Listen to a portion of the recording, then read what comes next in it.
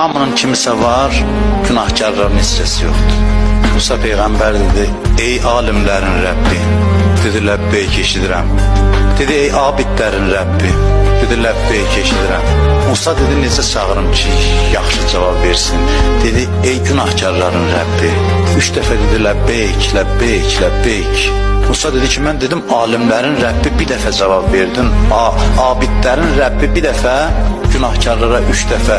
Çünki alimin elmi var, abidin ibadəti. Bəs mənim günahkar bəndələrimin məndən başqa kimi var? Mən cavab verməsəm hara getsin? Ona görə hamımız ən günahkar kimi gedək. Nə elmimizə söykənək, nə ibadətimizə söykənək. Heç nəyə, günahkar kimi gedək onun qapısına.